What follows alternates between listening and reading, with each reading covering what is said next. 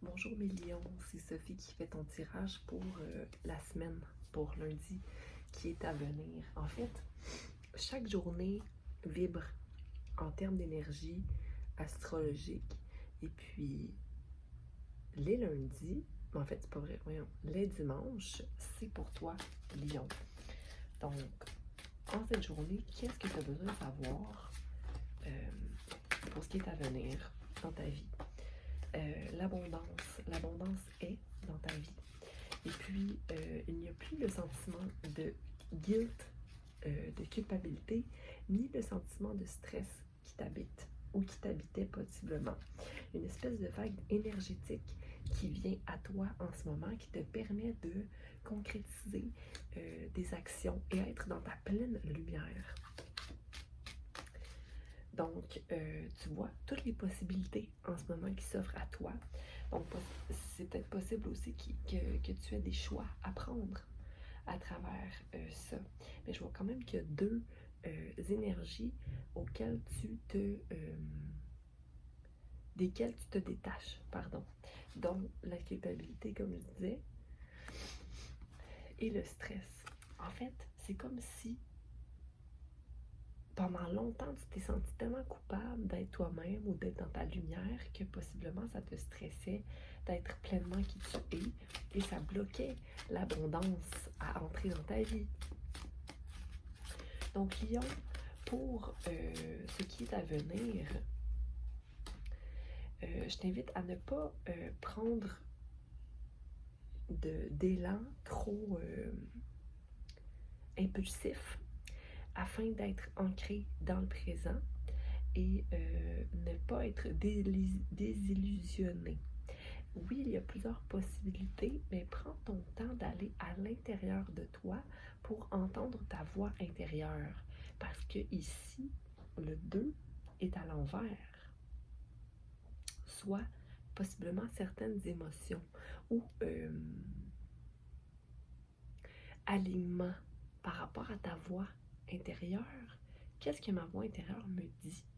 Il y a comme une indépendance qui doit être maintenue ici.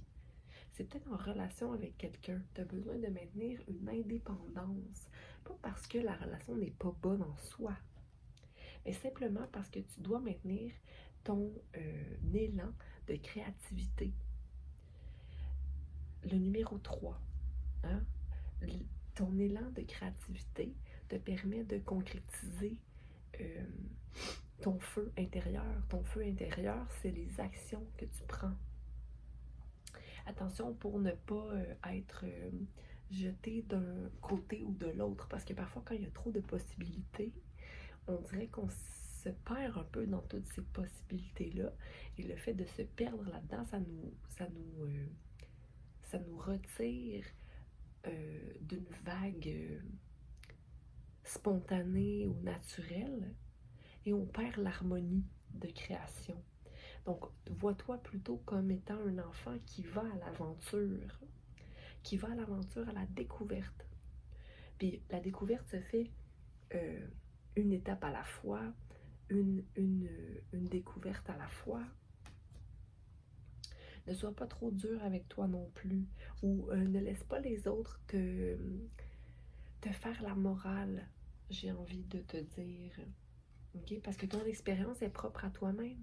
Ton expérience va t'amener à avoir plus confiance aussi en ton énergie créatrice.